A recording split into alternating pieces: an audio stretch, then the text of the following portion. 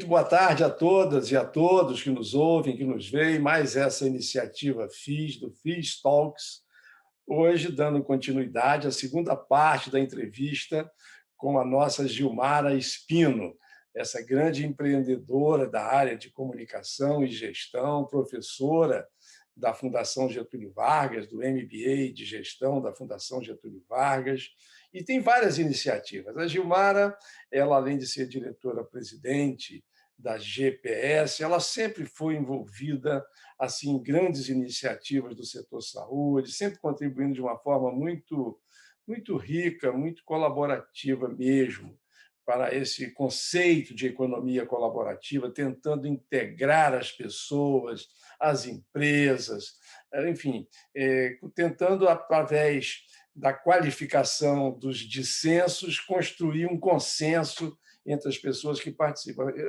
A Gilmara ela queria ser diplomata e embaixadora, porque o DNA dela é esse, é de conciliar, é de tentar encontrar um caminho melhor para todos. Não é, Gilmara? Muito boa tarde, Gilmara Spino. É um prazer estar com você de novo.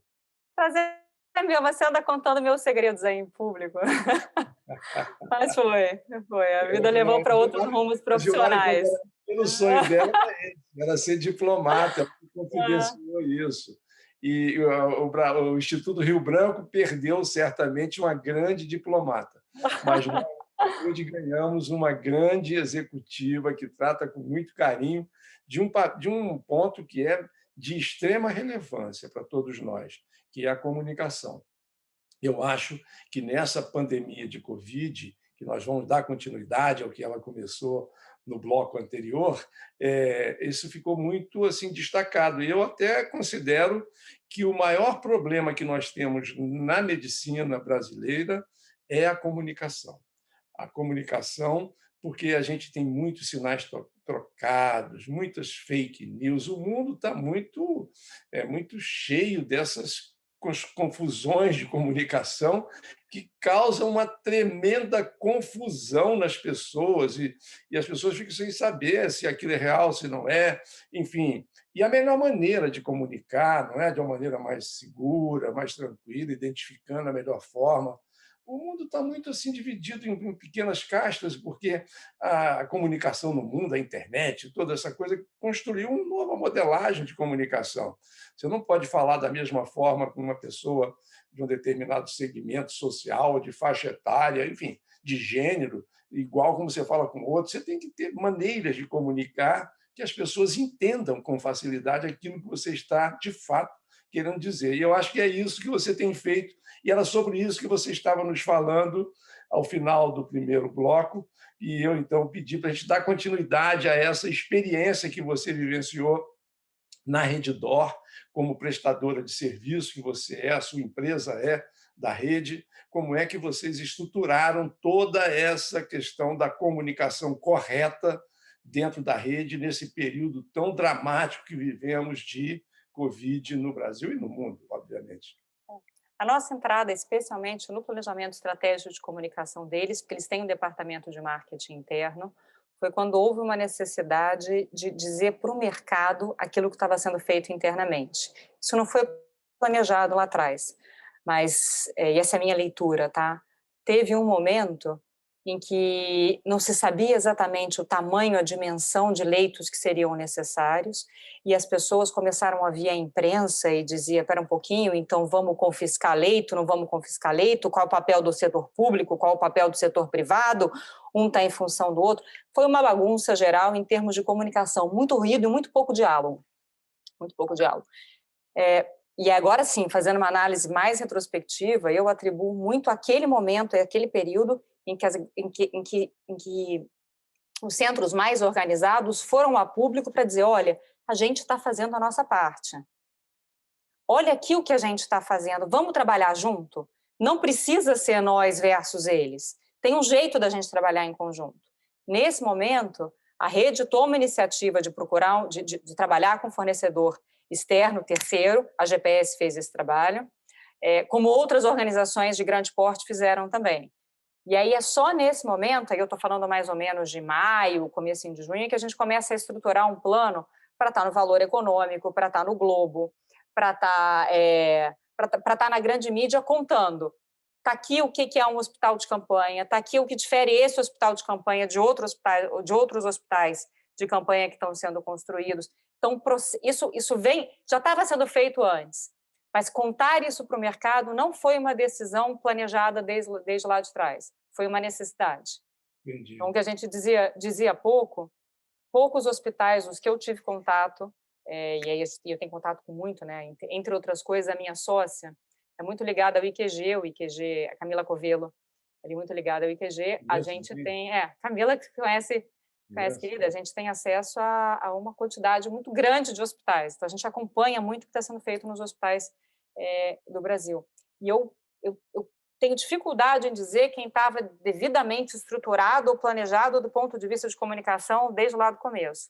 Mas, por isso que eu digo, para mim está muito claro que o diferencial competitivo dessas que conseguem sair melhor da crise ou que tomam algum fôlego, e é sobre isso que é o livro, se você quiser conversar um pouquinho mais à frente, tem a ver com a agilidade com que conseguiram, independente de ter o tamanho de um transatlântico, ter a agilidade de um veleiro ou de um barco menor para dizer, opa, está na hora de eu movimentar para cá.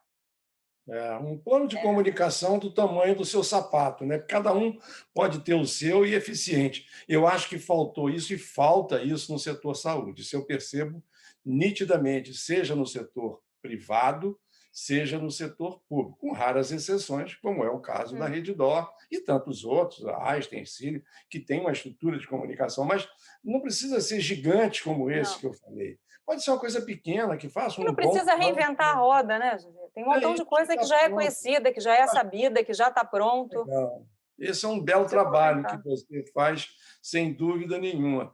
E eu vi também que o nosso grande artista da comunicação da Redditor foi o Leandro Tavares. O cara estava presente em tudo que é lugar, ao mesmo tempo, na Jornal Nacional, no domingo, no Fantástico, não sei aonde, só dava Leandro Tavares e foi muito bem. Ele foi treinado com media training também ou ele foi treinado para ser... Queria eu ter o privilégio de poder dizer que tinha sido treinado por nós, mas primeiro que eu acho que todo mundo precisa de um treinamento de media training, mas o Leandro tem muita experiência, ele tem uma característica espetacular. Ele, além de ser muito carismático, isso ajuda na comunicação. É verdade. Ele também é muito didático e também é muito ponderado.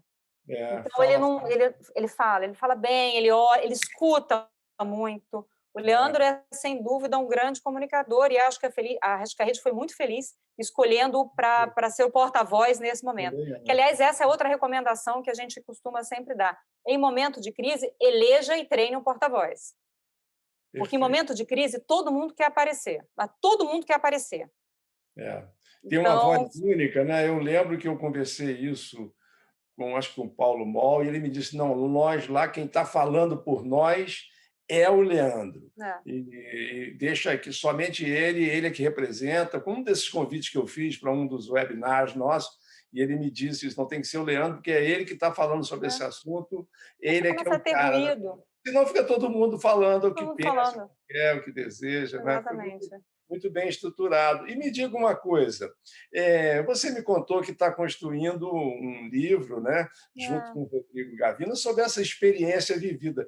Foi assim uma conversa que eu achei muito interessante quando você me contou isso, porque é um relato de uma experiência vivida no tempo real da experiência, e não, como você mesmo falou, não vai ser arquiteto de uma obra pronta. Nós vamos relatar aquilo que nós vivemos hoje, uma dificuldade. Compro mais respirador ou menos respirador? Acho que deve ter sido decisões dessa natureza. Como é que foi isso? Conta para a gente aí. Isso é muito... Eu estou muito feliz com esse projeto, mas muito mesmo. Muito mesmo. Eu estava aqui comentando, ele nasceu de uma ideia, estava lendo um livro aí um livro de gestão que fala sobre empresa antifrágil, fala sobre esse conceito de empresa antifrágil. São empresas que, de algum jeito, ou pessoas, ou estrutura de algum jeito, que elas se alimentam e saem mais fortalecidas de uma crise, mais fortalecidas do que quando entraram. Tem até um paralelo bom para descrever isso, que é assim, quase a figura ali mitológica da Hidra de Lerna. Então, aquele dragão com um montão de cabeça de serpente, cada vez que uma da cabeça é cortada, nasce uma segunda cabeça no lugar da primeira cortada. Então, diante da dificuldade, ela se fortalece. Isso é diferente de ser resiliente, é diferente de ser robusto. Eu estava lendo isso e acompanhando as coisas como a gente falou e disse, olha, que interessante, eu acho que a Rede D'Or está vivendo agora um momento de empresa, uma situação em que ela está se comportando como empresa antifrágil. Porque, apesar da dificuldade, apesar dos prejuízos, apesar de tudo que perde do ponto de vista de humano, enfim, apesar de tudo isso, está ganhando em reputação, está ganhando em engajamento e está saindo mais fortalecida em termos de imagem. Aí liguei para o Rodrigo Gavina. Doutor Rodrigo, um dia, o senhor me comentou que chegava em casa tão exausto das decisões que tinha a tomar, sem ter informação prévia para isso, porque a decisão você tem que tomar nessa agilidade. A gente você me contou que fazia um diário. Vamos fazer vamos cruzar as seguintes informações? E aí corri atrás, aqui a gente montou uma linha do tempo de tudo que acontecia no mundo dia a dia, uma linha do tempo do que acontecia no Brasil dia a dia, e uma linha do tempo das decisões que foram tomadas na rede dia a dia, na medida que eram tomadas. Aí a gente cruza. Então, tá bom. Decidiu-se por fazer o hospital de campanha, ou decidiu-se por fazer um estoque extra do EPI X, qualquer. E aí cruze. Bom, quando tomou essa decisão, o que eu sabia dali para trás? Qual era o risco na tomada daquela decisão? E é diferente você responder isso agora, que já sabe que deu certo. O que a gente quer tentar trazer é um tipo de material que possa contribuir para a formação de novos gestores, ou para a formação de quem já está atuando hoje no mercado, para empreendedor, porque é fácil, né, Josi? A gente abre um livro didático e parece que está tudo pronto, que você coloca uma matriz, matriz de decisão, papapum, e que a decisão sai pronta, se você errou, você errou. Não é assim, na vida prática, você tem milhões de variáveis que você não consegue controlar. Então, você tem que ter agilidade, você tem que ter rapidez e, com perdão da expressão horrorosa que eu vou usar aqui, não, pensei numa expressão menos horrorosa da que eu ia usar, se eu me comportar. Você tem que ter coragem. Porque tomar decisão quando você não tem todas as informações, ou tu está medindo o risco, você tem que ter coragem para fazer. Então, José, como eu comento e reforço, a temperatura que o Gavina consegue trazer para o livro é o que faz a diferença, isso que a gente acredita que vai fazer a diferença desse material para um material mais convencional, mais didático. A experiência prática da tomada de decisão quando não se tem todos os elementos na mão. De tal forma que evidencie aquilo que foi tomado como uma decisão certa, errada, mais rápida, mais lenta e suas consequências, porque não se acerta sempre. Eu gosto desse tipo de publicação e gosto desse tipo de contribuição. Você brincou que você falou antes que eu te comentei que eu queria ser diplomata? Acho que a coisa... eu gosto da ideia da gente fazer alguma coisa que possa servir que possa ser multiplicada. Não sei se você vai lembrar, eu durante 9 anos tive uma revista Melhores Práticas, era Melhores Práticas em Saúde, Qualidade e Acreditação. Você lembra? Você foi um grande, contribuiu muito... Eu escrevi lá um artigo. Algumas vezes, fora entrevistado outras tantas. Durante o tempo que a Melhores Práticas existiu como publicação impressa, eu lembro bem que todo novo funcionário que chegava na GPS, quando cada novo jornalista ou cada... para poder trazer no clima da revista, eu dizia, olha, é o seguinte, a história, você está entrando numa publicação que não vai falar de pessoas, vai falar de processo. Por quê? E aí eu contava uma historinha que traduz um pouco do sentimento que eu tinha com as Melhores Práticas e que eu acho que eu vou ter com esse livro assim que fica pronto. Eu contava a história, olha, meu pai faleceu precocemente, vítima de um evento adverso. Morreu. Então, o que a gente faz aqui nessa publicação? A gente quer ajudar que instituições que não têm o dinheiro que tem um hospital do porte do Einstein, que você citou, do Sírio, de um Vila Nova, que esses hospitais, mas um hospital pequenininho, lá longe, que não tem recurso, mas que pode implementar essa campanha de lavagem de mão e reduzir a sua infecção. Então, o que a gente pode fazer e escrever e contribuir para não cometer os mesmos erros? Vamos cometer erro novo. A Melhores Práticas tinha esse espírito, e eu vou ficar feliz se esse livro puder trazer essa experiência também, para que quem leia não cometa os mesmos erros. Então, é nesse sentido que está sendo escrito. Muito interessante. E vocês já estão com esse livro adiantado, já está numa fase conclusiva? A gente está no final do primeiro terço. Do primeiro terço. No final do primeiro terço. E lança esse livro até o final do primeiro trimestre do ano que vem? Não, tem que ser antes, senão daqui a pouco perde o calor do momento da discussão. Que bom. Eu acho que a gente leva mais uns 2 meses para concluir para concluir todo o texto, É, e aí entra na fase de revisão, de ilustração, mas eu acredito aham. que dentro do nosso cronograma, em mais 3 meses ele está concluído. Ah, que legal. Vai ser Esse livro legal. é uma grande contribuição, porque a Reddor, ela é muito grande, não é? E tá assim, ela é uma organização que consolida o setor em vários estados e tem experiências vividas. Eu imagino assim a tomada de decisão de montar um hospital de campanha, de onde tirar os equipamentos, pessoas, que eu acho que era a coisa mais Mais difícil. difícil. Foi um momento que eu achei assim muito ousado. Cheguei a comentar isso, não me lembro se com o próprio Rodrigo ou com o Leandro, a ousadia de montar sem ter gente disponível e conseguiu fazer um catacata de pessoas, tomar essa decisão em tempo real, de poder oferecer à sociedade um acesso com qualidade, de uma maneira muito bacana. Foi extraordinário. Essa é uma experiência única. E eu acho que você está certíssimo.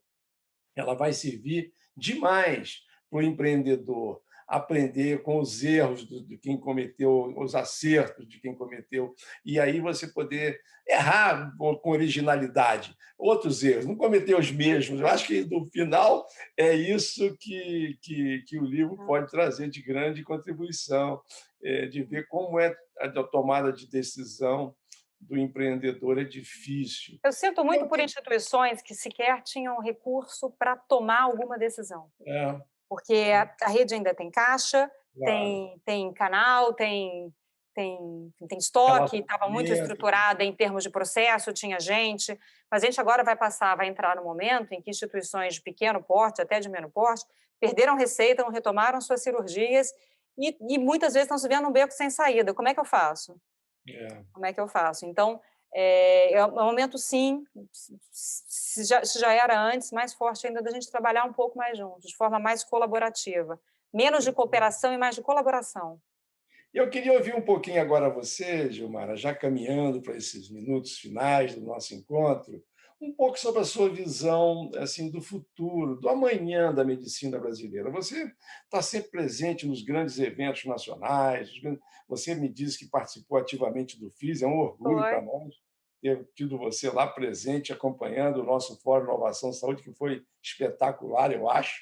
E aí eu queria que você me dissesse um pouquinho como é que você está vendo o caminho da saúde brasileira? Como é que a gente pode garantir aquilo que eu considero que é o maior problema nacional, que é a garantia do acesso? Como você garantir que as pessoas, especialmente os pobres, tenham acesso a serviços de saúde de qualidade? Que esforço você recomendaria que toda a sociedade fizesse para que nós pudéssemos conseguir garantir aquilo que a Constituição prevê, mas que na prática ela não é cumprida, que é a garantia do acesso e a integralidade do cuidado para todo mundo. Hoje a gente vê muita dificuldade de acesso. Eu acho que o problema é acesso. As pessoas precisam de um serviço de assistência médica hospitalar, mas não está disponível, precisa de um médico, não está disponível. Como é que você acha, se você tem alguma ideia do que poderíamos estar propondo como trabalhadores do setor saúde, não é? Dentro da sua área de comunicação propriamente dito, o que você acha que poderia ser feito para mitigar um pouco essa questão do acesso dificultado que todos têm? A gente precisaria de outros 40 minutos para conseguir debater todos os pontos dessa questão. Sobre o olhar de comunicação, eu não tenho dúvida que a resposta passa também por mais diálogo. Isso precisa.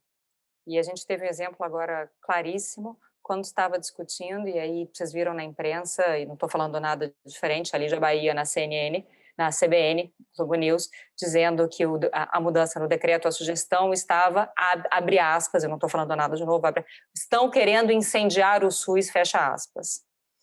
Esse é o tipo de provocação que, do meu ponto de vista, não alimenta um diálogo construtivo. E sem diálogo a gente não vai para lugar nenhum.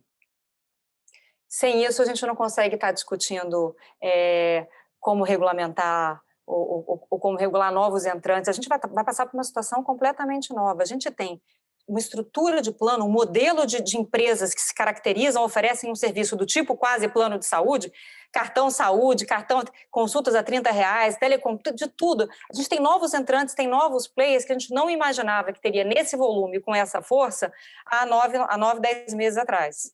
Sem dúvida. Então, como é que a gente vai organizar tudo isso? Tem que ter conversas. Então, do ponto de vista de comunicação, minha primeira palavra-chave seria: vamos dialogar. E é por isso que encontros como fiz, hoje também, essa semana também está acontecendo com a ANAP, esses encontros são fundamentais para a gente poder trazer essa nova agenda. Aliás, não é nova, porque isso já vem sido discutido há bastante tempo, mas eu acho que está na hora de discutir de uma forma um pouco mais prática, menos ideológica e muito mais prática. Concordo. Eu acho que a comunicação, especialmente o diálogo, ele tem que ser cada vez mais estimulado. A gente juntar pessoas do setor público, pessoas do setor privado, porque existe muito ainda, eu diria assim, um certo preconceito de que a prestação de serviço propriamente dita só possa ser executada por um ente público com os funcionários do governo. E eu entendo que isto não é verdadeiro. Uhum. Eu acho que o governo tem uma obrigação de regular, de financiar, de até gerenciar processo de alguma maneira, mas a prestação de serviço ela não necessariamente não precisa ser feita somente pelo servidor público. Uhum. Você tem que construir essa agenda, uma agenda mais de tolerância, de diálogo e de qualificar os dissensos. Aonde é que nós podemos nos encontrar numa coisa que seja comum e aí sim tentar construir os consensos, porque se a gente ficar naquela coisa ideológica do nós contra eles, não vamos a lugar nenhum. Eu achei maravilhoso conversar com você, Gilmara Espino. Foi muito bom esse nosso FIS Talks. Muito obrigado pelo seu Obrigada tempo. a você. A sua agenda é corrida, mas como nós estamos em tempo de pandemia, eu consegui finalmente conversar com você. Muito obrigado pela sua presença, foi ótimo tê-la conosco e fique bem, saúde, você, Jorge, enfim, todos vocês com muita saúde e paz, é o que eu desejo para você. Muito obrigado. Um prazer muito grande, parabéns pelos eventos e pelo trabalho que vocês estão fazendo. Um abraço grande, abraço a todos. Até a próxima. Obrigado.